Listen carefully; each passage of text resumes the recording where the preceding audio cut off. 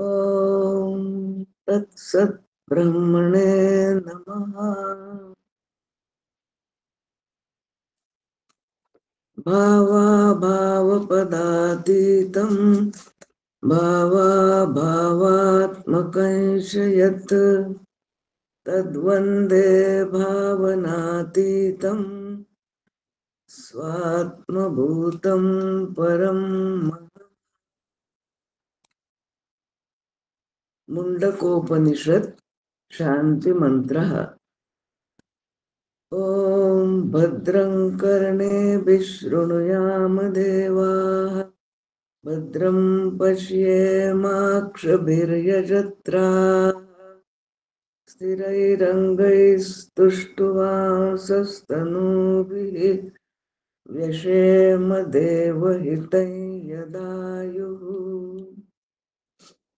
स्वस्ति न इन्द्रो वृद्धश्रवाः स्वस्ति नः पूषा विश्ववेदाः स्वस्ति नस्तार्क्ष्यो अरिष्टनेमिः स्वस्ति नो बृहस्पतिर्दधातु। ॐ शान्ति शान्ति शान्तिः।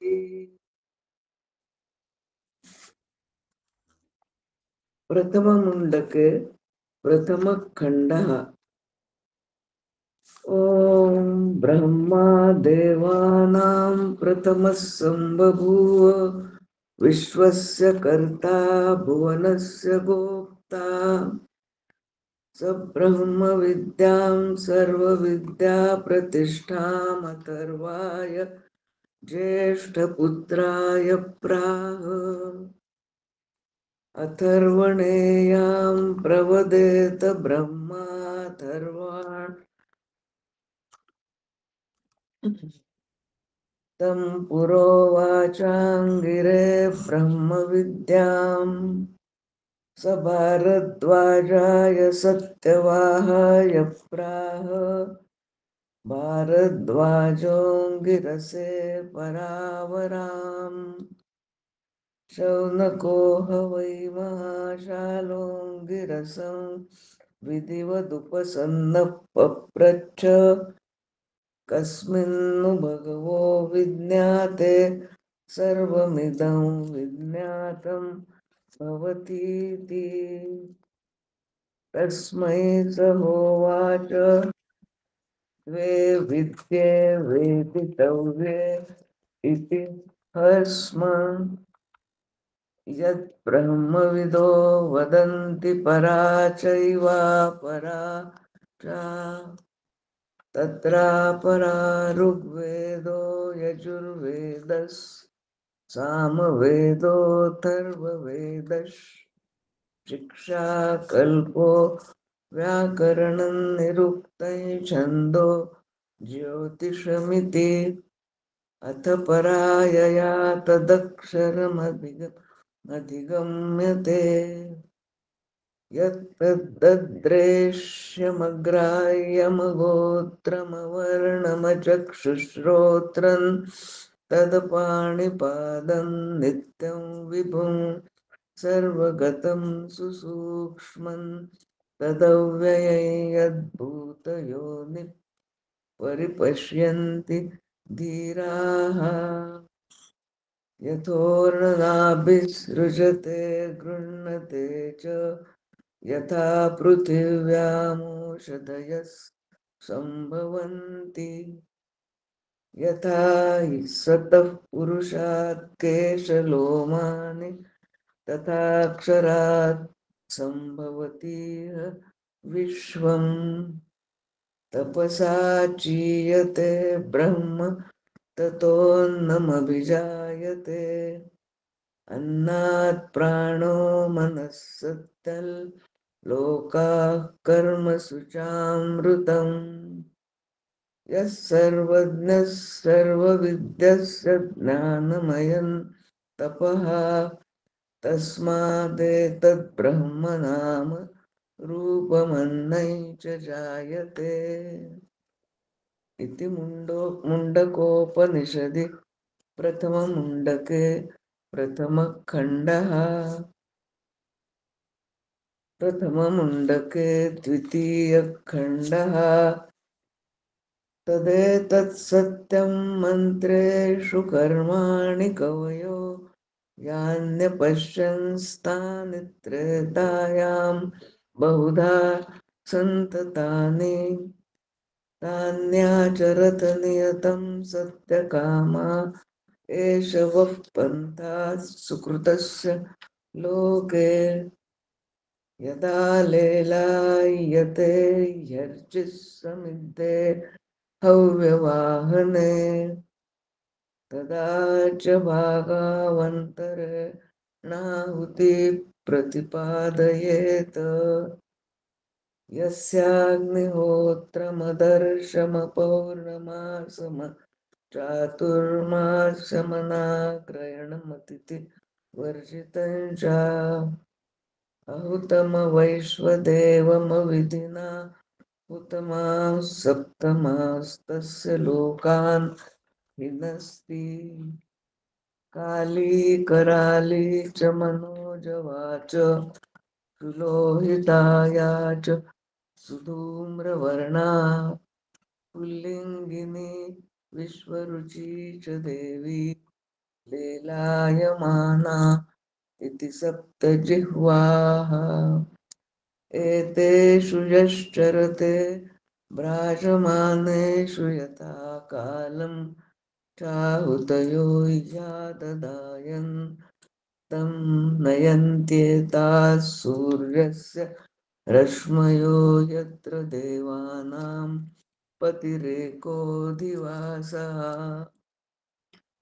एह्येहीति तमाहुतयः सुवर्चसः सूर्यस्य रश्मिभिर्यजमानं वहन्ति प्रियां वाचमभिवदन्त्योर्जयन्त्य एष वः पुण्यः सुकृतो ब्रह्मलोकः प्लवाह्येते अदृढा यज्ञरूपा अष्टादशोत्तमवरं येषु कर्म एतच्छ्रेयो ये विनन्दन्ति मूढा जरामृत्युं ते पुनरेवापि यन्ति अविद्यायामन्तरे वर्तमाना स्वयं धीराः पण्डितं मन्यमाना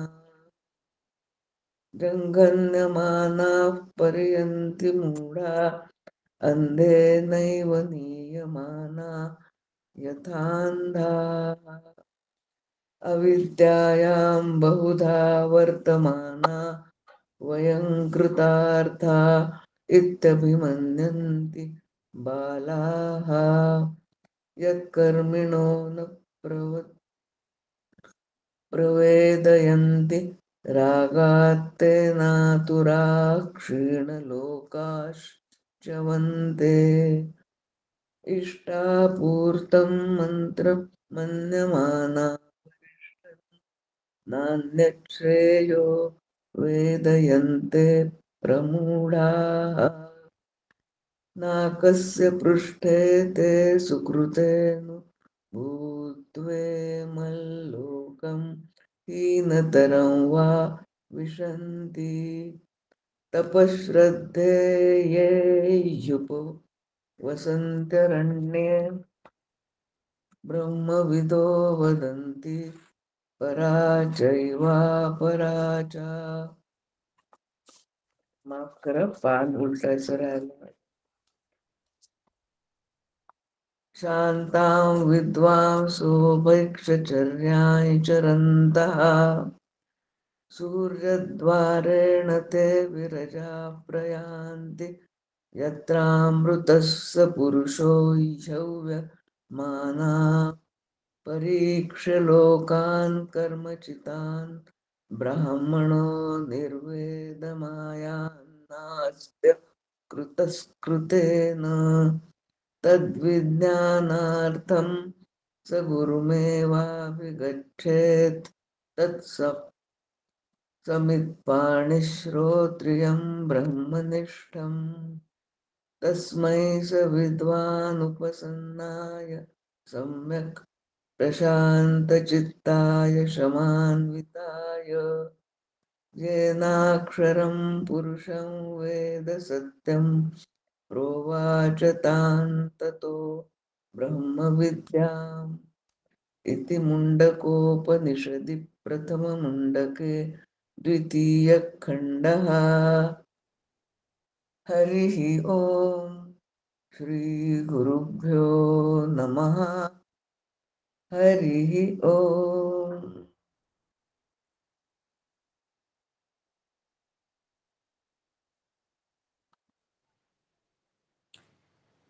ॐ अज्ञानतिमिरान्धस्य ज्ञानाञ्जनशलाकया चक्षुरुन्मिलितं येन तस्मै श्रीगुरवे नमः। अज्ञानरूपी अंधकाराने अंध झालेल्या जीवांचे डोळे ज्यांनी आपल्या ज्ञानरूपी अंजनाच्या शलाकेने उघडले आहे, असे आमचे सर्वांचे सद्गुरू परमपूज्य डॉक्टर काकांना साष्टांग वंदन करते. आदरणीय मंदाताईंना साष्टांग वंदन. डॉक्टर काकांच्याच मार्गाने बोट धरून नेणारे, आम्हाला त्या मार्गावर चालायला शिकवणारे, चंदनापरी झिजणारे व त्यामधून सुगंध आणि शीतलता देणारे आमचे श्री गुरु आदरणीय डॉक्टर श्री सुनील दादा व सौ शैलाताईंना साष्टांग नमस्कार करते. आदरणीय आचार्य श्री प्रकाश शास्त्री मोळे यांनाही नमस्कार करते. मुंडक उपनिषदाचा शांतीपाठ व मंत्र शास्त्रशुद्ध पठण करणाऱ्या आदरणीय नीलाताई दातार पुणे यांनाही नमस्कार करते. श्रुती स्मृती स्वाध्याय मंच अभ्यास वर्गात आपणा सर्वांचे मी मोना पाठक शब्दसुमनांनी मनपूर्वक स्वागत करते. वेदांतो ज्ञान उपनिषद प्रमाण उपरी दशोपनिषदे जिये उदारे ज्ञान मकरंद जिये कुसुमे मुकुटी सुगंध शोभते भले. आतापर्यंत आपण ईशावास्य, केन, कट, प्रश्नोपनिषद हे 4 उपनिषदे आदरणीय सुनील दादाच्या मार्गदर्शनाखाली त्यांनी आपल्याकडून या सर्वांचा अभ्यास करून घेतला आहे व अगदी सहज सोप्या भाषेत आपल्याला समजावून सांगितले आहे. आदरणीय सुनील दादा व सौ शैलाताई यांचे योग्य मार्गदर्शन या अभ्यास वर्गात आपल्याला मिळतच असते. तसे पर्सनलही ते आपल्याला मार्गदर्शन करत असतात. ही तर माझ्या मते ईश्वराचेच नियोजन आहे. कालपासून आपण 5वे उपनिषद मुंडक उपनिषदाच्या अभ्यासात सुरुवात केलेली आहे. नेहमीप्रमाणे आपणा सर्वांना सुपरिचित असलेले परमपूज्य आचार्य प्रकाश शास्त्रीजी मुळे अमरावती मुंडक उपनिषदावर प्रास्ताविकासाठी लाभलेले आहेत. ही आपल्यासाठी खरोखरच भाग्याची गोष्ट आहे. काल झालेल्या आदरणीय शास्त्रीजींच्या प्रास्ताविकामधील काही ठळक बाबी बघूया. संपूर्ण जगामध्ये वेदांताबद्दल नितांत श्रद्धा आहे. वेदज्ञान ध्यानावस्थेतून प्राप्त झालेले असल्याने ते अपौरुषेय आहे. भगवंताच्याच ती वाणी आहे. मुंडक उपनिषद अथर्व वेदामधील मंत्रभागातील असल्याने याला मंत्रोपनिषद असेही म्हणतात. अथर्व वेदांचे महत्व विशद करताना इतर 3 मोक्षदायक त्रयी वेदांपासून वेगळेपण आहे त्यावर त्यांनी सविस्तर भाष्य केले. सध्याचे विज्ञान संशोधन हे केवळ ब्रह्मतत्वाद्वारे निर्मित सृष्टीतील वस्तूंवर संस्करण केलेले आहे. सृष्टीपलीकडे ते पोचू शकत नाही. विज्ञानातील संशोधने म्हणजे मानवी बुद्धीला ब्रह्मतत्वाबद्दल कळलेले रहस्य आणि त्याचे अल्पज्ञान आहे. कारण ही सृष्टी अफाट आहे. आजचे संशोधन उद्या कालबाह्य ठरते. हे सर्व अशाश्वत आहे असेही ते म्हणाले. जन्मोजन्मी आम्ही बहुपुण्य केले तेव्हा या विठ्ठले कृपा केली. एक निवेदन सांगायचे होते. श्रीमद भगवद्गीता जयंती व मोक्षदा एकादशी निमित्त उद्या व परवा म्हणजेच बुधवार व गुरुवार रोजी भगवद गीता पठणाचा कार्यक्रम आपल्या श्रुती स्मृती अभ्यास वर्गात नियोजित केला आहे. वेळ नेहमीप्रमाणे सकाळी 7 ते 8 आहे.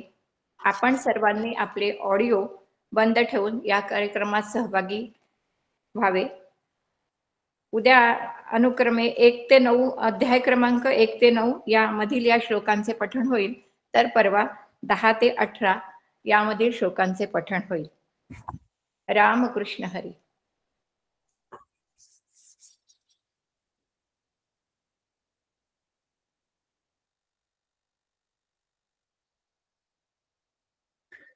गुरुर्ब्रह्मा गुरुर्विष्णुर गुरुर्देवो महेश्वरः गुरुः साक्षात् परब्रह्म तस्मै श्री गुरवे नमः. यत् सत्येन जगत् सत्यं यत् प्रकाशेन भाति तत् यदानंदेन नंदन्ति तस्मै श्री गुरुवे नमः. आता हृदय हे आपुले चौफाळून या भले वरी बैसौ पाऊले श्री गुरूंची. यस्मात् जातं जगत् सर्वं यस्मिन्नेव प्रलीयते येनेदं धार्यते चैव तस्मै ज्ञानात्मने नमः. भावाभाव पदातीतं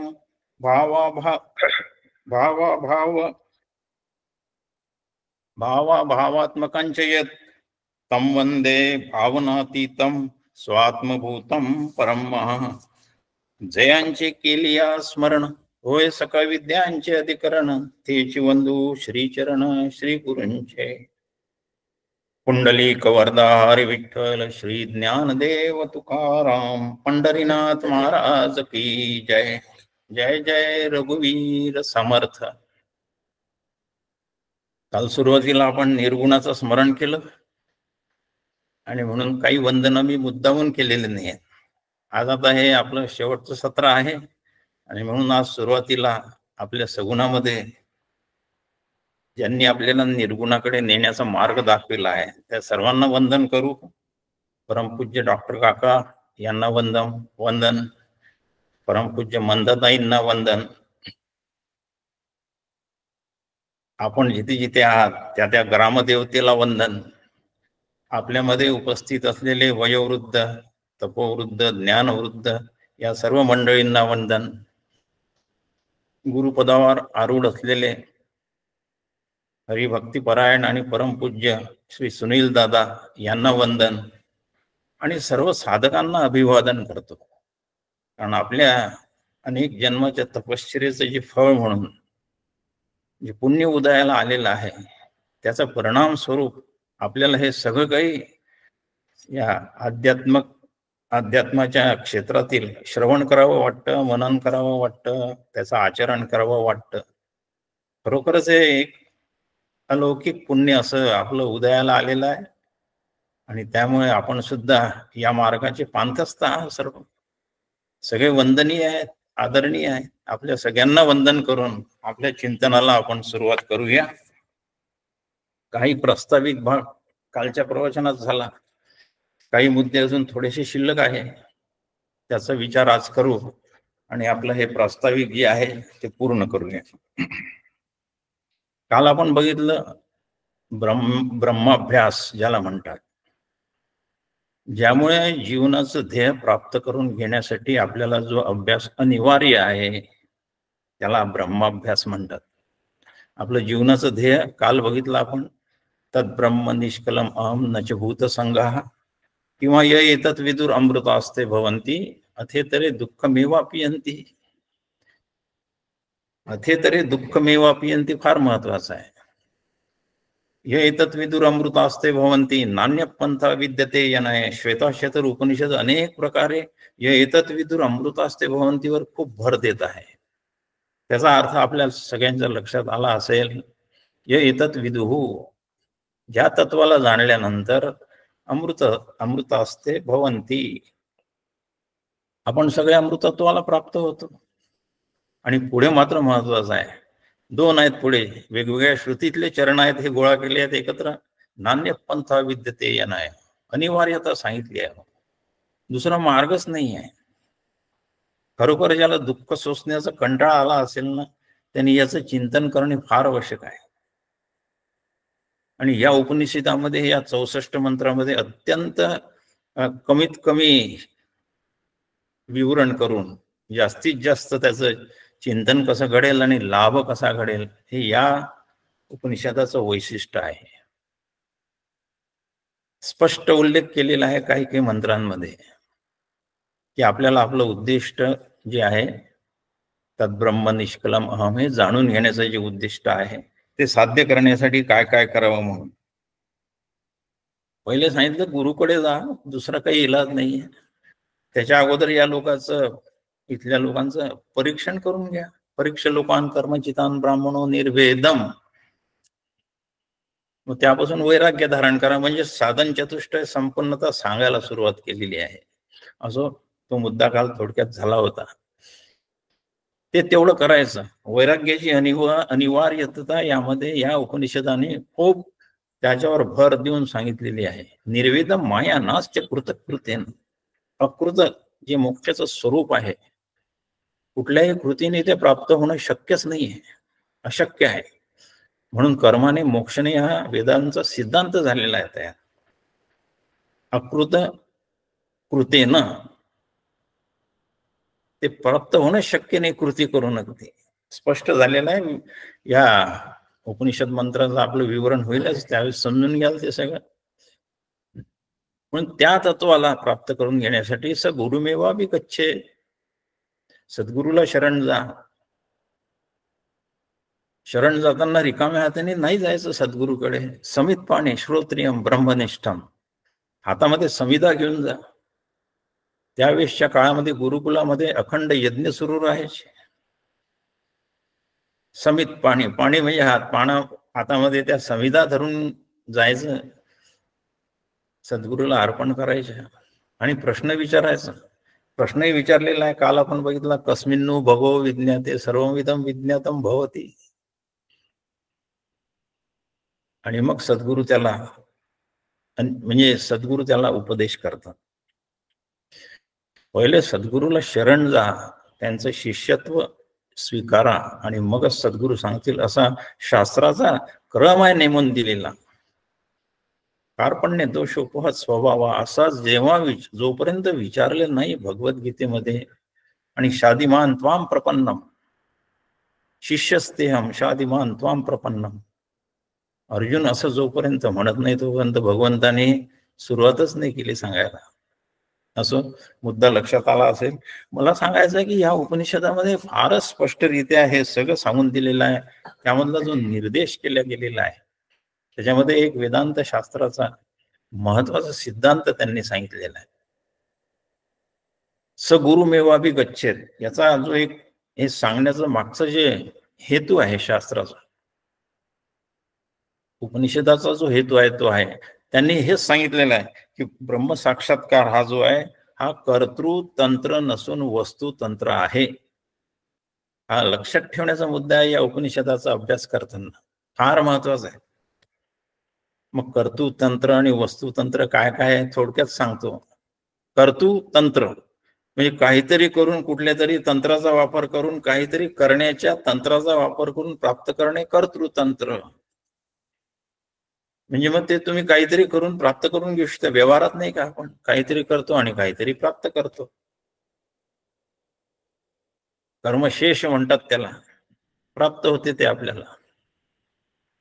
संस्कार्य विकार्य प्राप्य आप्त ते आहे, ते जे 4 कर्मशेष आहे ते काहीतरी केल्यानंतर प्राप्त होतात.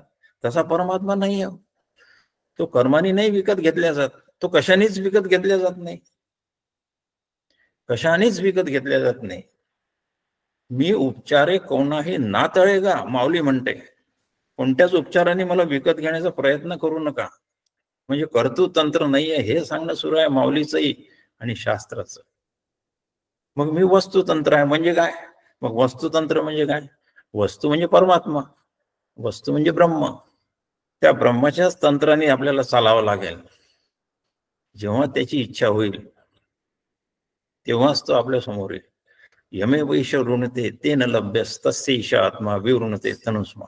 कठोपनिषदाने स्पष्ट सांगितलं, नायमात्मा प्रवचनेन लभ्यः न मेधया न बहुना श्रुतेन यमे वैश ऋणते तेन लभ्यस्तस्यैष आत्मा विवृणते तनुस्मा. वस्तुतंत्र आहे. वस्तू प्रसन्न झाली, परमात्मा प्रसन्न झाला तरच तो यम एव एष वृणते, तो ज्याची निवड करतो तेन लभ्यस, त्यालाच तो प्राप्त होतो.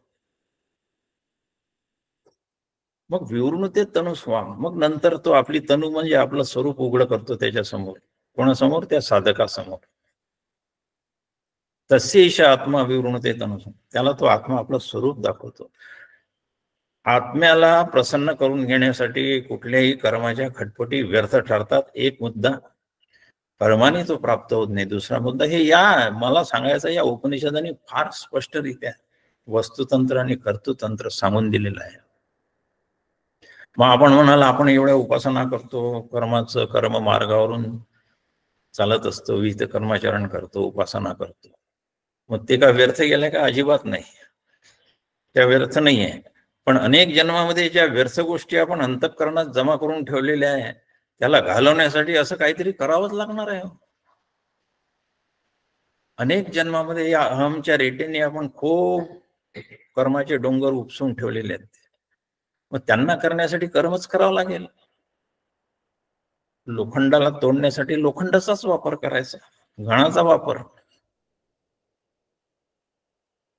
कर्मानेच कर्माला संपवायचं आहे.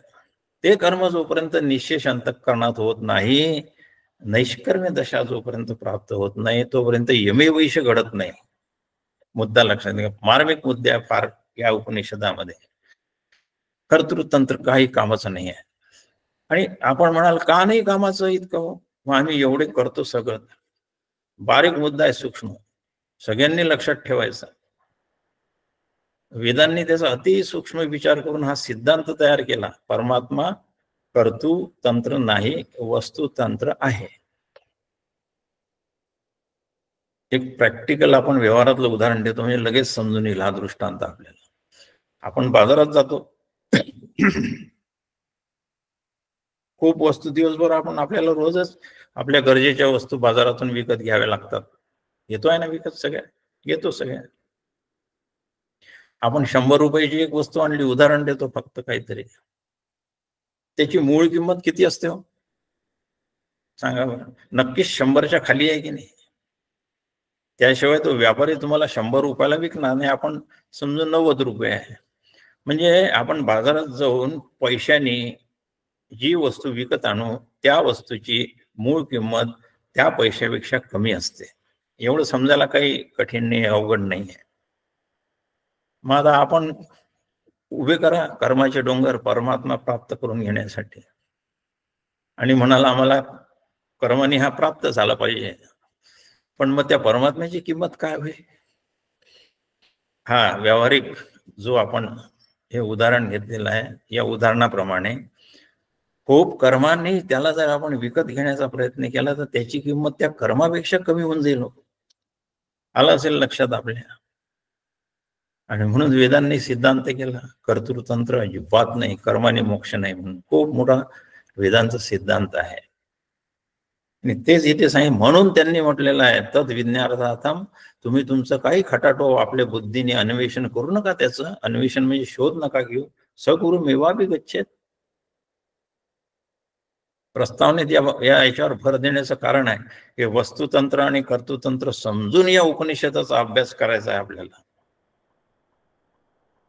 मग कर्म करायचेच नाही का? नाही, अजिबात नाही. असं नाही आहे. मी सांगितलं की जे नको करायला हवं ते अनेक गोष्टी आपण मागच्या जन्मात केलं, त्याची कर्मफळाच्या वासना, खूप वासनांची ढग अंतःकरणात जमा झालेले आहेत आणि त्यांनी आत्मवस्तू झाकून टाकलेली आहे.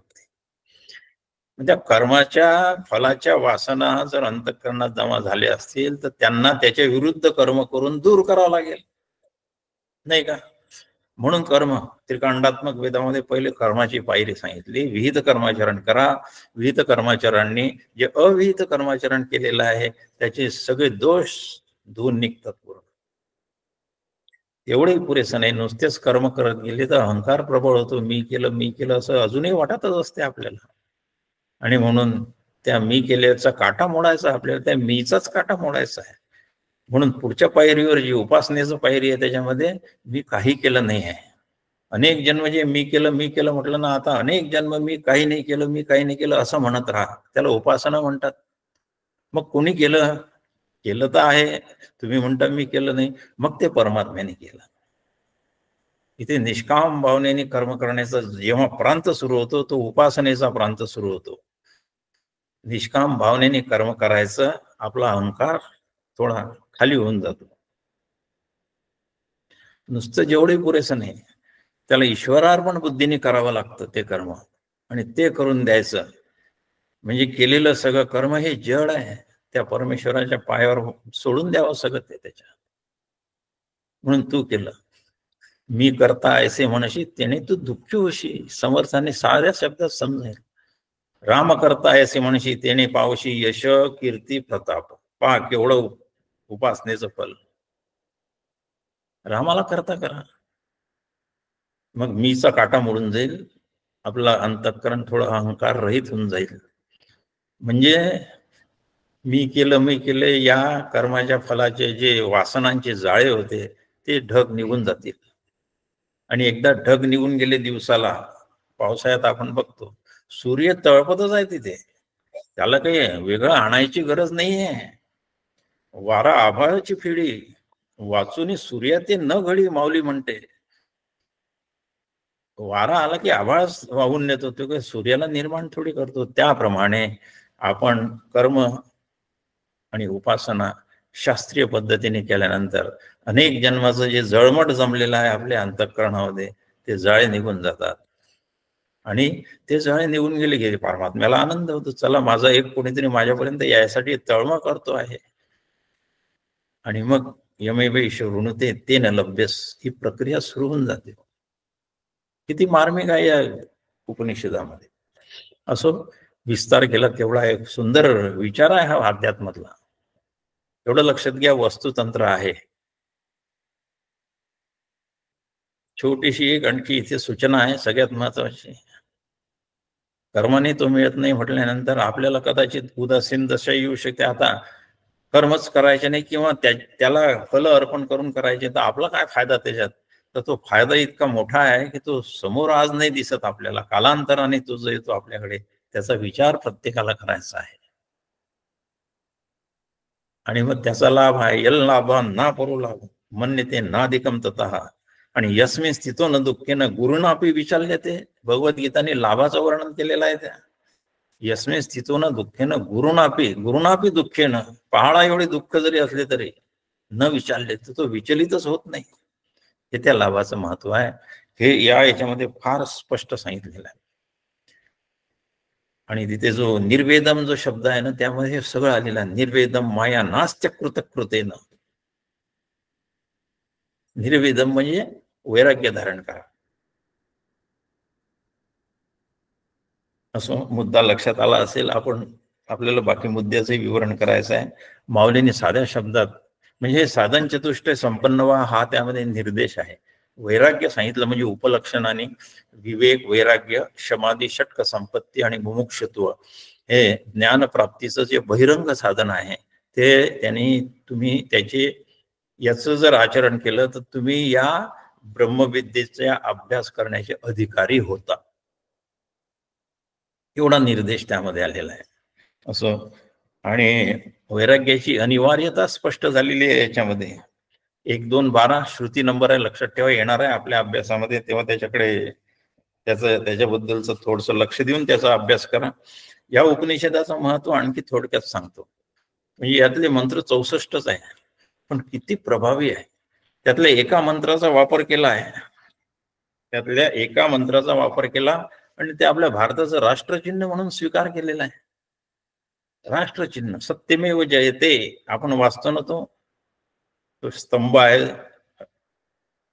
त्याचा स्तंभ आणि त्याच्या खाली लिहिलेलं असते सत्यमेव जयते.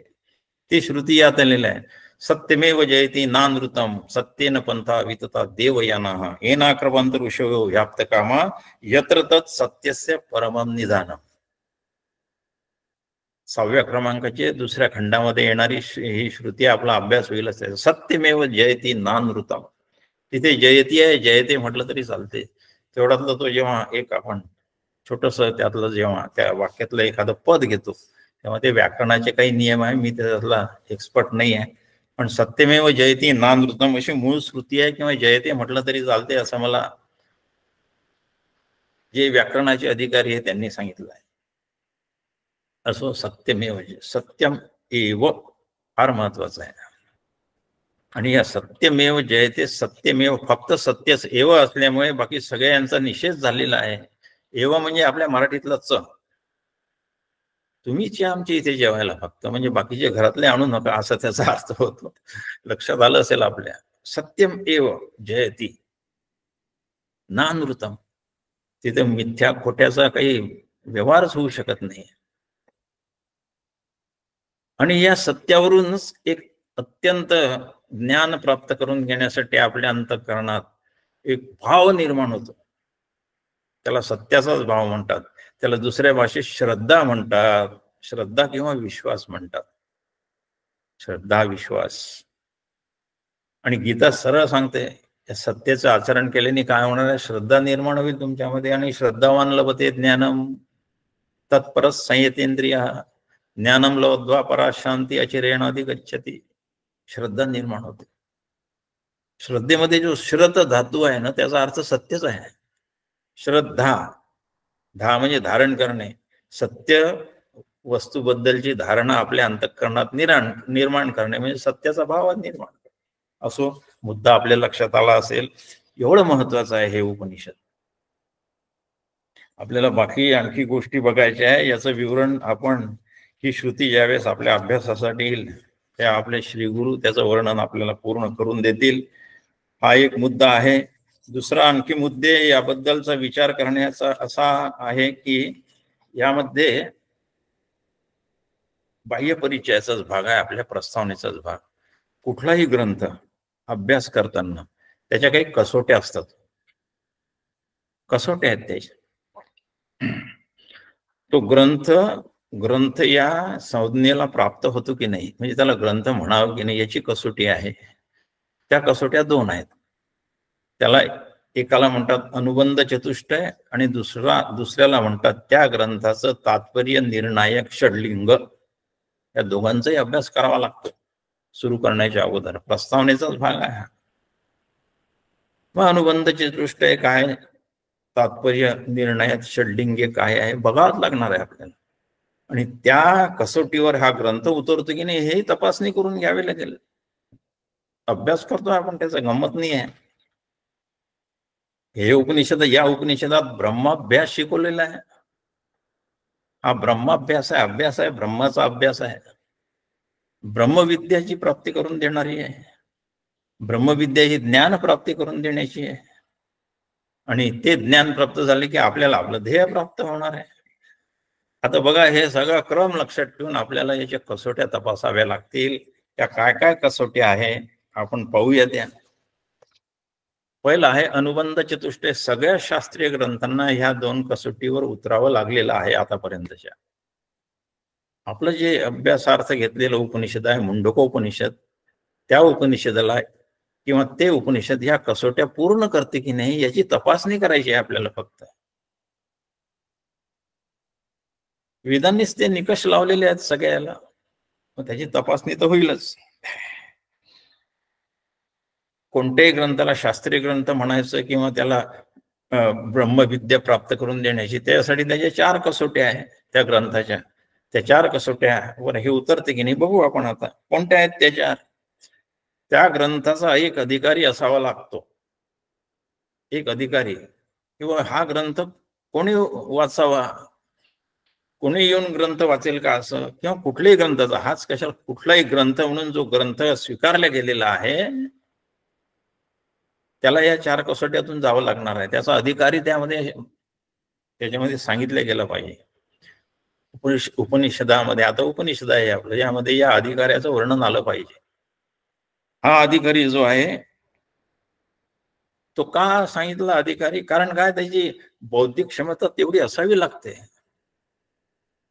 त्या ग्रंथामध्ये जे काही तत्व प्रतिपादन केलेले आहे ते तत्व प्रतिपादन करण्याची बौद्धिक क्षमता त्या व्यक्तीमध्ये आहे की नाही.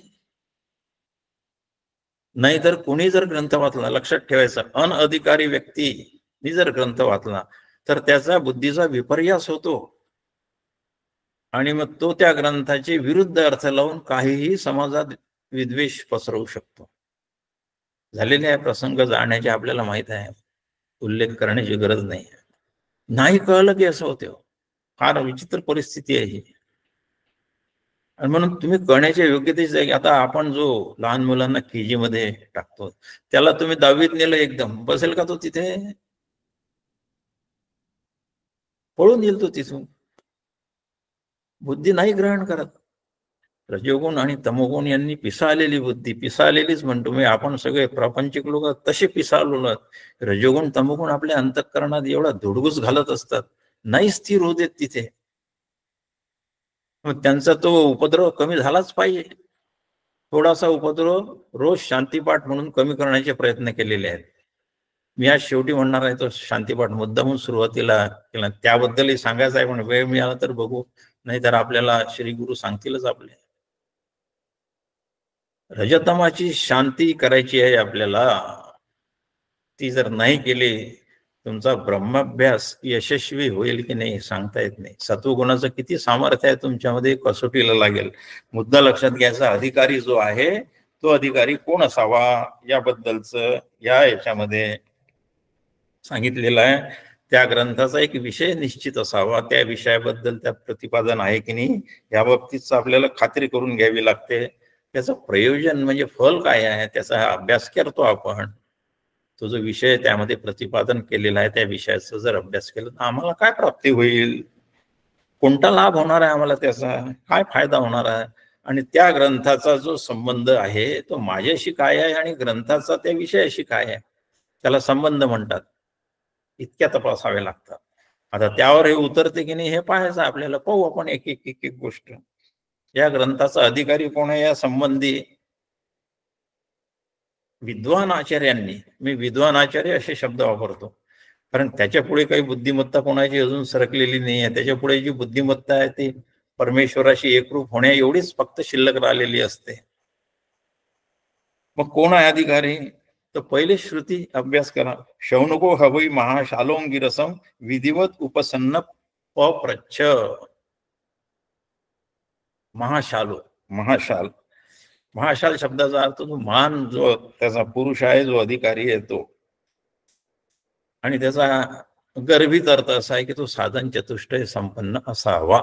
हा मुद्दा लक्षात ठेवायचा. अधिकारी कोण असतो, उपनिषदांचा अभ्यास करणारा तो साधन चतुष्टय संपन्न.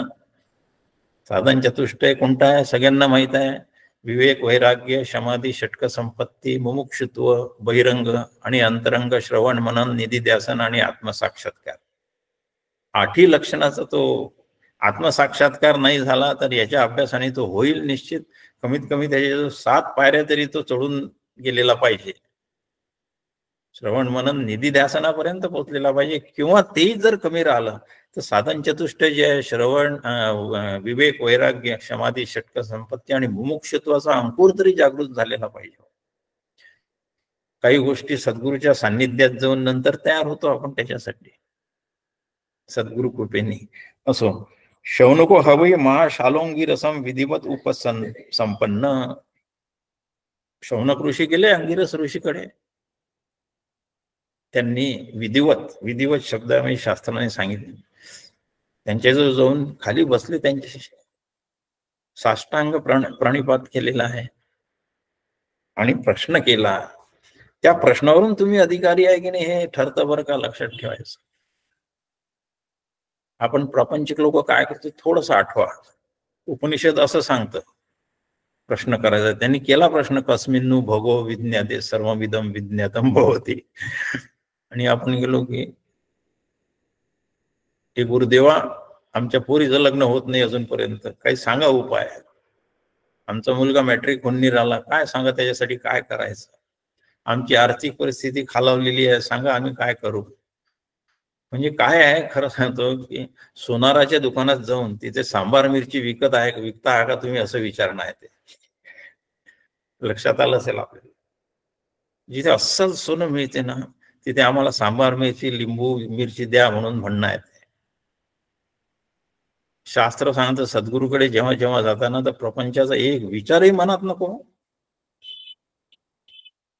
तुम्ही तुमचं प्रारब्ध घडून आलेले आहे, सुखदुःखाचे भोग तुम्ही भोगता, त्याला सद्गुरू काय करणार आहे. पण तरी ते अत्यंत शास्त्राच्या नियमाप्रमाणे ते दयाळू असतात, ते करतातच, त्यांना करायचं न सांगताही करतात. ते त्यांना माहित आहे हे प्रापंचिक लोक तिन्ही तापाने पोळलेले आहेत, चांगलेच भाजलेले आहेत हे, आणि बाहेरच्या व्यावहारिक सत्यातले दवाखान्यामध्ये यांच्या तिन्ही तापाचा इलाजच होत नाही मुळात. म्हणून ते इकडे आणि इकडे येतात. भवरोग आहे तो तिन्ही तापांनी हे झालेला, जे ग्रस्त आहेत ते भवरोगी आहेत. म्हणून ते दयाळू होऊन करतात. आणि त्यांना वाईट वाटते की मी काय द्यायसाठी बसलो आहे यांना, हे मागून काय राहिले हो मला, असा प्रश्न येतो. असो, पण तसं केलं नाहीये. अंगिरस ऋषीकडे जे गेले त्यांना साष्टांग प्रणिपात केला, दंडवत केला आणि प्रश्न विचारला, अधिकारी काय आहेत? कारण वेदांत विज्ञान सुनिश्चितार्थ संन्यास योगात येते शुद्ध सत्वाः ते ब्रह्मलोकेषु परांत काले परामृता परिमुच्यंती सर्वे. कोण अधिकारी आहे सांगितलेलं आहे? तुम्ही एवढे अधिकारी असा वेदांत विज्ञान सुनिश्चितार्थ, वेदांताने निश्चित केलेला अर्थ आहे परमात्म्याचीच प्राप्ती करून घ्या म्हणून. हे ज्याला पटलेलं आहे, म्हणजे श्रवण मनन करून ज्यांनी पटवून घेतलेलं आहे, संन्यासी योगात सर्व कर्माचा ज्यांनी त्याग केलेला आहे, विधिवत त्याग केलेला आहे. संन्यास शब्द आल्यामुळे विधिवत संन्यास घेतलेला आहे असा त्याचा अर्थ होतो. शुद्ध सत्व आहे, अंतःकरण शुद्धी ज्याची झालेली आहे, असे अधिकारी आहेत.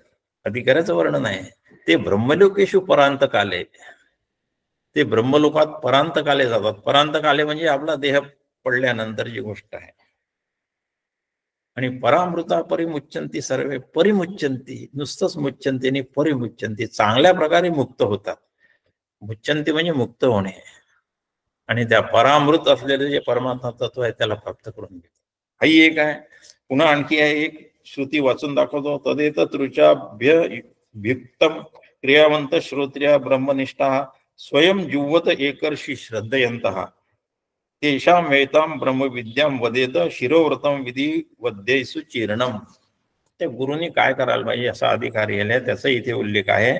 ब्रह्मविद्या कोणाला द्यावी, तो अधिकारी अधिकार तपासून त्या गुरुनी त्याला यथावत उपदेश करावा आणि त्याला ब्रह्मविद्या द्यावी. अधिकारी झालास म्हणजे आपण ठरवला. आता विषय, या ग्रंथाचा विषय काय आहे? आता विषय तर आपण प्रस्तावनेत पाहिला, फक्त ब्रह्मविद्या शिकवते आहे. ब्रह्मविद्या प्राप्त करून घ्यायची आहे आपल्याला. आणि ब्रह्मविद्या प्राप्त करायसाठी काय सांगितलेला आहे विषय? त्यांनी पहिले प्रलोभनच सांगून दिलं. प्रलोभन सांगितलं 2:1-10 मध्ये, पुरुष एवेदम विश्वकर्म तपो ब्रह्म परामृतम एतद्यो वेद निहितं गुहायाम सो विद्या ग्रंथीम विकरतीह सौम्य. ही श्रुती आहे, याचा अभ्यास तुम्ही करून घ्या. आता प्रत्येकाला श्रुतीचं आपण विवरण खूप केलं तर वेळ जाईल, म्हणून एवढं थोडक्यात सांगतो. तो जो विषय काय सांगितला, पुरुष एवेदम विश्व, हाच विषय आहे बाबा. यामध्ये हे सगळं विश्व जे आहे ना, त्या पुरुषाने ओतप्रोत वर खाली 10 दिशाला त्याने व्यापून टाकलेलं आहे. आणि हे सो अविद्या ग्रंथी विकरती आहे, तुझ्या अंतःकरणातली जी चिडजड ग्रंथी जी आहे, ज्याला अविद्या ग्रंथी म्हणतात, ती सुटेल नक्की. हा विषय यातला. अविद्या ग्रंथीचा नाश होणार आहे. विद्या अविद्याम निहंतेव, अविद्येचा नाशच करणारी आहे ती. हा विषय त्यामध्ये आहे. आणि एक आणखी याच्यामध्ये सुरुवातीला म्हटलं पुरुष एवेदम, पुरुषाचं वर्णन केलेलं आहे. दिव्यो ह्यामूर्त पुरुष सभ्भाय यजा अप्राणो यमना शुभ्रो ह्य क्षरात परतपरा. परतपरा मायेच्या पलीकडचा आहे तो. हा जो पुरुष जो मी तुला सांगितलं, जो तुझ्या विद्या ग्रंथीचा नाश करणारा आहे, तो कसा दिव्य आहे, अमूर्त आहे. तो सबाह्य अभ्यंतरो, अंतर आणि बाह्य त्याने व्यापून घेतलेला आहे. तो अज आहे, तो अप्राण आहे, प्राण नाही आहे त्याला, म्हणजे शरीर नाही आहे, त्याला मन नाही आहे, त्याला मन नाही, त्याला शरीर नाही. तो शुभ्र, अत्यंत शुद्ध, धवल, अगदी निष्कलंक असा तो आहे, आणि मायेच्या पलीकडे आहे. विषय आहे उपनिषदाचा. पुन्हा आणखी एक श्रुती वाचून दाखवू आणि नंतर पुढे जाऊ. प्रणव धनु शरो यात्मा ब्रह्म तल्लक्ष मुच्यते अप्रमत्तेन वेद्यव्यम शरवत्तन्मयो भवेत. ब्रह्माचा अभ्यास करण्याचे शिकवलेला आहे. बुद्धीचा बाण निर्माण कर आणि त्या ब्रह्माला कर लक्ष. सद्गुरूच्या कृपेने तुझा बाण त्या ब्रह्मविद्येची जी जागा आहे त्यामध्ये रुतून बसेल चांगला. अशा रीतीने विषय सांगितला. फल काय आहे याचं, प्रयोजन काय आहे? प्रयोजन आहे भिद्यते हृदय ग्रंथी छिद्दंते सर्व संशयाः क्षीयन्ते चास्य कर्माणि. सगळ्यात महत्वाचं तस्मिन दृष्टे परावरे. त्या परावर म्हणजे परमात्म्यावर जेव्हा दृष्टी आपली स्थिर होते, भिद्यते हृदय ग्रंथी. आता हृदय ग्रंथीचा उल्लेख आलेलाच आहे. सगळे चिज्जड ग्रंथी, चित वेगळं होते, जड वेगळं होते, शरीर वेगळं आणि मी वेगळा. जे आतापर्यंत मी माझ्या देहाला मी देह आहे म्हणत होतो, तो आता मी आत्मा आहे असं म्हणायला लागतो. हा फल आहे, फल आहे ते. तो म्हणतच नाही मी देह आहे म्हणून. समर्थांचा जो एक उपदेश आहे ना, देहबुद्धी ते आत्मबुद्धी करावी, ते आहे. आतापर्यंत मी देह म्हणत होता, देहाला काही झालं की हात तळमत होता. आता देहाला काही झालं तरी काहीच तळमत नाही, तळमणं बंद. रामकृष्ण परमहंसांना कॅन्सर झाला, कॅन्सर सारख्या वेदना कधीच चेहऱ्यावर उमटल्या नाही त्यांच्या. मी देह नाहीच या स्थितीवर आपल्याला दृढ व्हायचं आहे, आणि मी देह आहेच या स्थितीवरून आपली सुरुवात झालेली आहे. असं एकदम विरुद्ध टोकावर जायचं आहे आपल्याला, काही हरकत नाही आहे. तुम्ही एकदा चालायला तर सुरुवात करा. हो, नाही कल्याणकृत कश्चित दुर्गतीन तात गच्छति आश्वासन देऊन ठेवलं गीतेमध्ये. तुम्ही या मार्गावर एक पाऊल टाका ना, तो परमात्मा तो मार्ग सगळं झाडून साफ करून तुमच्यासाठी तुम्ही म्हणजे सहज त्याच्यावरून चालत जाऊन त्याच्यापर्यंत पोहोचाल अशी व्यवस्था तो करतो. असो, विद्यते हृदय ग्रंथी हे याचं प्रयोजन आहे, फल आहे. आणि सगळ्यात महत्वाचं अगदी डायरेक्ट स्पष्ट ब्रह्मविद ब्रह्मैव भवती. ब्रह्म जाणणारा ब्रह्म, तो साधन चतुष्टयातलं तिसरं जे आहे प्रयोजन ते झालं. आणि संबंध तर स्पष्टच आहे. हा ग्रंथ वेदविद्येचं प्रतिपादन करतो. प्रतिपादक आहे तो, प्रतिपादन करणारा असल्यामुळे प्रतिपादक. आणि ती वेदविद्या आपल्याला प्राप्त होते म्हणून प्राप्य प्रतिपादन प्रतिपादक असा त्याच्यामध्ये संबंध हे होतो. हा ग्रंथाचा त्या विषयाशी असलेला संबंध आहे. ग्रंथ प्रतिपादक आहे आणि त्याचं फल आपल्याला प्राप्त होते. संबंध अशा प्रकारे अनेक प्रकारे लावून घेता येतात, त्यामध्ये काही हे नाही आहे. परंतु हा मुख्य लक्षात ठेवायचं, वेदविद्या शिकवणारा हा ग्रंथ आहे म्हणून वेदविद्येचा तो प्रतिपादन करणारा आहे, प्रतिपादक आहे. आणि आपल्याला तो प्राप्य होतो, म्हणजे आपल्याला ते प्राप्त होते विद्या, असा संबंध त्याशी प्रस्थापित होतो. या सगळ्या आपण उपनिषदांच्या रुचां मंत्रांसहित आपण बघितले. म्हणजे ग्रंथ पहिल्या कसोटीवर परिपूर्ण झाला. दुसरी कसोटी लावून पाहू त्याला, तात्पर्य निर्णायक षडलिंगे. ग्रंथ हा ग्रंथ म्हणण्याच्या योग्यतेचा आहे की नाही, वेदांत शास्त्राने त्याची काही पुन्हा कसोट्या म्हणू आपण त्याला, कसोट्या ठेवलेल्या आहेत. 6 लिंगे आहेत तो त्याची. कोणती कोणती आहे ती 6 लिंगे पहिले वाचून दाखवतो, मग त्याच्यात थोडक्यात आपण विवरण बघू. बाकी गोष्टी आपल्याला बघायच्या. पण हे अत्यंत महत्वाचे हे 2, आणि कर्तृतंत्र आणि वस्तुतंत्र हेच सांगायचं होतं प्रस्तावनेमध्ये सगळ्यात महत्वाचं. ते आपण आताच त्याचं विवरण केलेलं आहे. षडलिंगे पाहू आपण. पहिलं षडलिंगामध्ये पहिलं जे आहे लिंग ते उपक्रम उपसंहार, दुसरं आहे अभ्यास, तिसरं आहे अपूर्वता, चौथा आहे फल, 5वा आहे अर्थवाद आणि 6वा आहे उपपत्ती. इतक्या सगळ्या योग्यतेचा तो ग्रंथ असायला पाहिजे, मग त्याला आम्ही शास्त्रीय ग्रंथ म्हणू. मग याच्यात आहे की नाही, सगळं याच्यामध्ये आहे, सगळंच आहे याच्यामध्ये, काय नाही आहे याच्यामध्ये. मग पहिला उपक्रम आणि उपसंहार. काय अर्थ आहे याचा? ग्रंथाचा जो उपक्रम असतो म्हणजे सुरुवात आणि उपसंहार हे सगळे जुळले पाहिजे, सगळेच जुळले पाहिजे, एकच असेल पाहिजे. उपक्रम आणि उपसंहार याची एक वाक्यता ज्या ग्रंथामध्ये आहे, त्या ग्रंथाचं तात्पर्य निर्णायक षडलिंग म्हणजे जे पहिलं लिंग आहे ते त्यांनी कसोटीवर तो उतरलाय असं म्हणतात. उपक्रम काय आहे याच्यामध्ये? ओम ब्रह्मा देवानां प्रथम संबभूव विश्वस्य कर्ता भुवनस्य गोप्ता सवित्स ब्रह्मविद्यां सर्व विद्या प्रतिष्ठाम अथर्वाय ज्येष्ठ पुत्राय प्राह. ज्येष्ठ पुत्र उपक्रम केला. ब्रह्मदेवाने आपला ज्येष्ठ पुत्राला ही ब्रह्मविद्या सांगितली आहे, ही पराविद्या आहे. पराविद्येने अक्षर ब्रह्माची प्राप्ती होते, अक्षर ब्रह्माचे आत्मत्वाने ज्ञान होते, म्हणजे मी ब्रह्म आहे अशी आपल्याला अनुभूती जागृती करून देते. हा उपक्रम आहे, उपक्रम आहे. अथ परा ययात अक्षरम अभिगम्यते, हा ग्रंथाचा आरंभ आहे. पराविद्येने तुम्हाला त्या अक्षर ब्रह्माचा लाभ होतो. जाऊ दे, अंधार येतोच थोडासा, राहू दे, काही हरकत नाही. नाही नाही नाही, ते सरकू नको, राहू दे राहू दे. मला वाटते स्पष्ट दिसते बहुतेक सगळ्यांना. अक्षर ब्रह्माचा प्राप्त होतो आणि मग शेवटी 3-2-5 मुंडकामध्ये स्पष्ट सांगितलेलं आहे, ब्रह्मविद ब्रह्मैव भवती, ब्रह्मवेद ब्रह्मैव भवती. असं ब्रह्म जाणणारा साक्षात ब्रह्म होऊन जातो. उपक्रम उपसंहार जुळले, एक कसोटी पार केली, दुसरा अभ्यास करायला सांगितलंय. अभ्यासातलं तर खूप आहे, मी नुसते नंबर वाचून दाखवतो. खूप श्रुती, आपण त्याचा अभ्यास करा. होमवर्क काय समजा आपल्यासाठी आणि त्या होमवर्क प्रमाणे अभ्यास करा. पहिला आहे मुंडक 2:1-10, पुरुष एवेदम विश्वम. हा अभ्यास करायचा आहे वारंवार आपल्याला. नंतर 3:2-4, यस्तु विद्वांस तस्यैष आत्मा विशते ब्रह्मधाम. यमेवैष ऋणते सारखाच त्याच्यामध्ये हे आहे, आशय. 3:2-5, धीरा युक्तात्मना सर्वमेवा विशंती. 3:2-5. 3:2-8, तथा विद्वान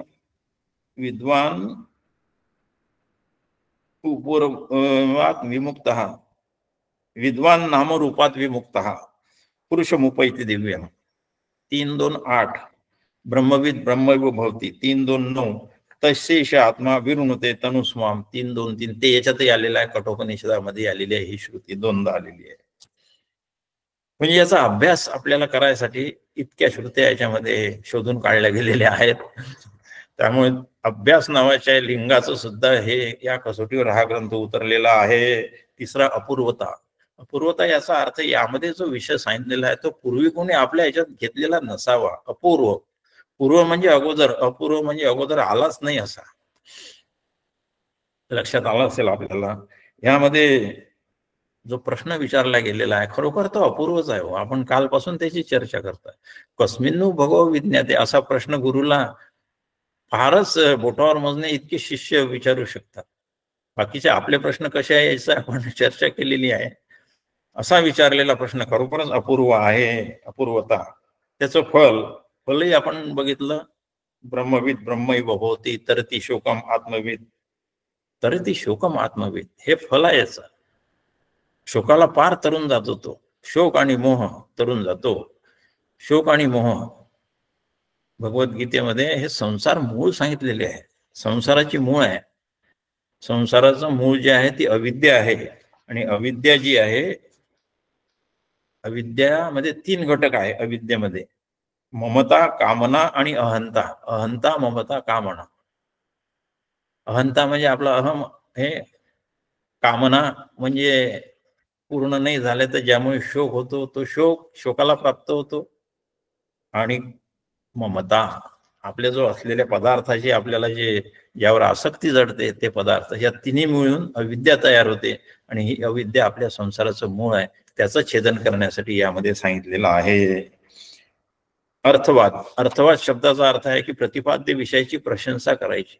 काही याच्यामध्ये लिहिलेलं नाही आहे, तो काही असलंच पाहिजे असंही नाही आहे. प्रशंसा आपल्याला कळते आहे, प्रशंसेचा साक्षात अनुभव येते आहे. ब्रह्मविद ब्रह्मैव भवती, एवढी मोठी प्रशंसाच म्हटलं पाहिजे. याला फल जरी आहे तरी प्रशंसाच आहे त्याची. त्याचं प्रतिपादन केलेलं आहे. उपपत्ती म्हणजे युक्तीने तो विषय समजून सांगणे, उपपत्तीचा अर्थ आहे. त्याची 3-4 श्रुती आहे. युक्तीने म्हणजे उदाहरणं देऊन, दृष्टांत देऊन समजून सांगणे. एक दृष्टांत आहे, यथोर्ण नाभी सृजते गृह्णते तथा पृष्याम औषधय संभवंती यथा सत्पुरुषात केश लोपानी तथा अक्षरात संभवती विश्वम. 1:1-7 दृष्टांत दिलेला आहे.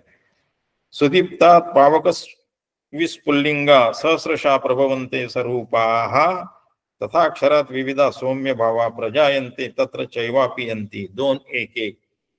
आणि सगळ्यात चांगला दृष्टांत आहे ज्याचा उल्लेख शंकराचार्यांनी बरेच ठिकाणी केला आहे. यथा अनद्य स्यन्द्यमाना समुद्रे स्तंग गच्छन्ति नामरूपे विहाय तथा विद्वान नामरूपात विमुक्तः परात् परम पुरुषमुपैति दिव्यम. 3:2-8. दृष्टांत दिलेला आहे, समजून सांगितलेला आहे विषय. दृष्टांताशिवाय समजून नाही सांगितलं तर ते नुसतं सैद्धांतिक भाग ऐकल्यासारखं वाटते. पण आपल्या जीवाला आपली बुद्धीची क्षमता कमी असल्यामुळे नुसता दृष्टांत जर प्रतिपादन केलं तर नाही समजत. भक्ती मार्गात किती ओरडून ओरडून सांगतात आहे की सगळीकडे परमात्मा आहे, नाही का? सांगतात आहे ना. उपनिषदही हे सांगते, सर्वम खलु इदं ब्रह्म. माऊली ओरडून सांगून राहिली, भरला घनदाट हरी दिसे. समर्थ ओरडून ओरडून सांगतात आहे, रीता ठाव या रागवी विण नाही. आमचे तुकाराम महाराज सांगतात आहे, त्रिभुवन संचले विठ्ठले का. आपल्याला काही परिणाम होतो का? नाहीच होत. आणि हे सगळं उदाहरणं देऊन ज्यावेळेस समजून सांगण्यात येते प्रवचनात, कीर्तनात, त्यावेळेस मात्र ते हृदयात बसते. भरला घनदाट हरिदिशे हे कैसे स्वैर उच्चारलेले शब्द नाही आहे माऊलीचे, प्रत्यक्ष अनुभव आहे तो. भरला घनदाट हरी, त्यांना हरीच घनदाट भरलेला दिसतो. त्याचं जर संस्कृतमध्ये भाषांतर केलं तर सर्वं खलु इदं ब्रह्म तज्जलान शांत उपासित, छांदोग्य उपनिषद सांगते. समर्थ विनाकारण नाही म्हणत रीता ठाव या रागवी विण नाही. आपली काही मनोरंजन करण्यासाठी त्यांनी हे वाङ्मय थोडी रचलेलं आहे. विठ्ठल या नुसतं नामाशी जे संत एकरूप होऊन गेले असे आपले तुकाराम महाराज. त्रिभुवन संचले विठ्ठले का. आम्हाला त्रिभुवनात विठ्ठलाशिवाय आता कशाचाच अनुभव येत नाही. त्रैलोक्य असा हा सर्व एकंदरीत आहे. म्हणजे षडलिंग सुद्धा याच्या पूर्ण हा जो ग्रंथ आहे या 6 लिंगाचे जे निकष आहे त्याच्यावर उतरलेला आहे परिपूर्ण. म्हणून अनुबंध चतुष्टय आणि 6 लिंग या सगळ्यांना एकत्रित जर आपण त्याचा विचार केला तर मुंडकोपनिषद नावाचा हा ग्रंथ साधकांसाठी अत्यंत अभ्यासनीय आहे असा निष्कर्ष निघतो. प्रस्तावनाच आहे बरं का, अजून आपण कुठल्याही त्या ह्याच्यात श्रुतीमध्ये आपण विचारात ते आता आपले श्रीगुरु करतील, सुनील दादा करून देतील तुम्हाला या सगळ्यांचा परिचय. श्रुती मंत्रांमध्ये काय काय रहस्य आहे भरलेलं ते सांगतील तुम्हाला. आणखी काही आहे बाबी, आता एक 5-7 मिनिटं आहे आपल्याकडे, त्यावर त्यांचा विचार करू. सगळ्यात महत्वाचं म्हणजे ह्या ग्रंथामध्ये जो प्रतिपाद्य विषय आहे, जीव ब्रह्म ऐक्याचा विषय या ग्रंथामध्ये आहे, तो प्रतिपाद्य विषय. आणि त्यामुळे या ग्रंथाचं प्रतिपाद्य विषय जो आहे जीव ब्रह्म ऐक्य, यावर काही आचार्यांनी आक्षेप घेतलेले आहेत. आक्षेपाचा विचारही करणं याच्यासाठी आवश्यक आहे की आपल्याला तर पटलेलं आहे, आपली श्रद्धा आहे उपनिषदांवर, वेदांवर परम श्रद्धा आहे भारतीयांची, काही वादच नाही त्याच्यात. पण मग बाकीच्यांचं काय? बाकीचे जे दर्शनकार, इतर दर्शनकार, आपलं हे उपनिषद जे आहे हे अद्वैत सिद्धांताचं प्रतिपादन करणारे आहे आणि यापेक्षा अनेक झालेले आहे बरं का. त्याचा आता आपल्याला वेळ नाही. त्याच्यामध्ये अद्वैतवाद, द्वैतवाद आणि त्रैतवाद 3 प्रकारचे वाद काही आचार्यांनी उपनिषदांचा अभ्यास करून आपली मतं वेगळे प्रस्थापित केलेले आहेत. वास्तविक उपनिषद जे आहे भगवान व्यासांनी सांगितलेले आणि वेदामधून जे आलेले आहेत उपनिषद, याचा सगळ्यांचा सममेळ करून ब्रह्मसूत्र नावाचं वेदांताचं पुस्तक भगवान व्यासांनी, बादरायण व्यासांनी तयार केलेलं आहे. आपल्याला माहित आहे ब्रह्मसूत्र. त्यामध्ये जीव ब्रह्म ऐक्य हा एकच विषय आहे आणि अद्वैतवादाची प्रस्थापना आहे. त्यावर पुढे शंकराचार्यांचं भाष्य आपल्यालाही माहित आहे सगळं. ते तिन्ही याच्यावरचं भाष्य केलं तरच ते आचार्य म्हटले जातात. ब्रह्मसूत्र, भगवद्गीता आणि उपनिषद यावर जे भाष्य करतात त्यांना आचार्य म्हणतात. तर अशा आचार्यांनी अद्वैतवाद प्रस्थापित केला. परंतु आचार्य ह्याच्याच तोडीचे असून सुद्धा काही दर्शनकार जे आहे त्या दर्शनकारांनी वेगळे मत प्रस्थापित केले. म्हणून त्याचाही आपण थोडासा थोडक्यात विचार करू. या खंडन मंडनात्मक भाग आहे त्याचा विचार करू. आणि तो फार जुना आहे, काही आजचा नाही आहे. त्याचं खंडन जेव्हा शंकराचार्यांनी केलेलं आहे, त्यांचे अगोदर निर्माण झालेले त्यांचे गुरु गोविंदाचार्यांनी, शंकराचार्यांचे गुरु गोविंदाचार्य आणि गोविंदाचार्यांचे गुरु गौडपादाचार्य. गौडपादाचार्यांनी प्रथमच जगासमोर अद्वैतवाद हा अजातवाद नावाने जगासमोर आणला. त्या मांडुक्य उपनिषदावरील त्या कारिका वर भाष्य करून. कारिका आपल्याला माहित नाही, मांडुक्य उपनिषद अथर्ववेदाचंच आहे ते. त्या उपनिषदावर त्यांनी कारिका लिहिले आणि जगासमोर पहिल्यांदा अद्वैत तत्वज्ञानाचा जो अजातवाद आहे तो प्रस्थापित केला. न कश्चित जायते जीवा संभोस्य न विद्यते एतद उत्तमोत्तमं सत्यम यत्र किंचिन्न जायते. आपण विचार करा याच्यावर, कशावर? यत्र किंचिन्न जायते. त्याचा अर्थ इथे या जगात काही निर्माणच झालेलं नाही. असो, आता त्यामध्ये आपण जाऊ नये. दुसरा मुद्दा आपण इथे करू की यावर जे आक्षेप थोडक्यातले आहेत ते आपण बघू. काही जणांचं म्हणणं आहे की हे उपनिषद कर्मपर आहे, ज्ञानपर नाही. पहिला आक्षेप असा, हे जुनेच आक्षेप आहे. द्वैती लोकांनी नेहमीच कुठल्याही उपनिषदाचा अर्थ हा कर्मपर आहे असा लावलेला आहे, तो ज्ञानपर नाही असे त्यांनी म्हटलेलं आहे. आणि त्यामुळे हे उपनिषद जे आहे हे कर्मपर आहे आणि ते ज्ञानपर नाही. आणि त्यांनी श्रुती दिले, इष्टापूर्तम मन्यमाना वरिष्ठम वगैरे वगैरे काही 2-4 श्रुती उद्धृत केल्या. परंतु त्याचं समाधान असं आहे की या उपनिषदामध्ये हा उपनिषदाचं चिंतन हे मनन रूप आहे. आपल्याला मनन करावं लागते याच्या अर्थाचं. आणि मनन याच्यामध्ये जरी ते मानसिक कर्म असलं तरी प्रत्यक्ष कर्माशी त्याचा काही, प्रत्यक्ष म्हणजे स्थूल कर्माशी त्याचा काहीही संबंध नाही. त्यांनी दुसरा मुद्दा घेतला की यामध्ये मंत्र आहेत आणि मंत्राच्या 5 अटी असतात. प्रत्येक कुठलाही मंत्र असो, हे मंत्रशास्त्राच्या नियमाप्रमाणे त्याच्या 5 अटी असतात. त्याचा ऋषी असतो, त्याची देवता असते, त्याचा छंद असतो, त्याची शक्ती असते, त्याचा कीलक असते व त्याचा विनियोग असतो. ह्या अटी आहेत त्याच्यावर का, मंत्राच्या अटी आहेत ह्या. आणि ह्या मंत्राच्या अटी जे पूर्ण करते त्याला मंत्र म्हणतात. आणि मंत्र सगळे हे कर्मपर आहे, म्हणून या उपनिषदात मंत्र असल्यामुळे हे कर्मपर आहे असं त्यांचं आहे. परंतु त्याच्यामध्ये खरं म्हणजे कर्माची निंदा केलेली आहे याच्यामध्ये. त्याच्यापासून वैराग्य घ्यायला सांगितलं. परीक्षा लोकांना कर्मचितान ब्राह्मणामध्ये काय निर्वेदम म्हटलेलं आहे, त्याच्यामध्ये वैराग्य घ्या. मग कर्मपर असतं तर कर्मापासून सुटका करून घ्या असं कशाला म्हटलं असतं. मी थोडक्यात सांगतोय बरं का. म्हणजे श्रुती पुष्कळ आहे ज्याच्यामध्ये कर्माचं जरी त्याचं मंत्र जरी असले आणि कर्माबद्दल सांगत असले तरी कर्माची निंदाच जास्त आहे. इष्टापूर्तम मन्यमाना वरिष्ठम नान्यश्रेयो वेदयन्ते प्रमूढः ना कस्य पृष्ठे ते सुकृतानुभूत्वे इमं लोकम हीनतरम वा विशंती. कर्माचं फल विषतरम वा हीनतरम विशंती आहे, खाली येऊन पडता तुम्ही, असं ज्यात म्हटलेलं आहे. ते कर्मपर कसं असेल. आणि ब्रह्मविद ब्रह्मैव भवती म्हटल्यामुळे हे कर्मपर अजिबात नाही. दुसरा आक्षेप आहे, थोडक्यात सांगितलं याचं विवरण पुढे केव्हा तरी करू. ग्रंथाच्या विषयात पुरुष कर्तृ संबंध आहे, कारण हे ऋषीमुनींनी उद्घृत केलेले मंत्र आहेत.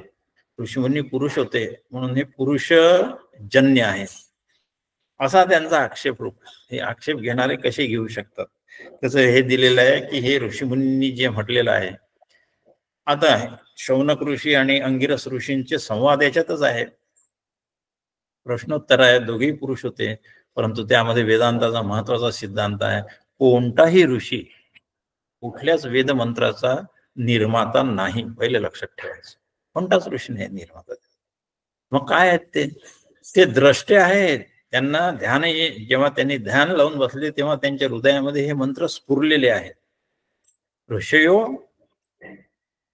द्रष्टा रहा न तू करता रहा, शास्त्रवचन आहे. ऋषी ही वेदमंत्राचे द्रष्टे आहेत, त्यांनी ते पाहिलेले आहेत ते मंत्र. ते ध्यान योगानुगता अपश्यन, कालच आपण ते श्रुती म्हटली आहे.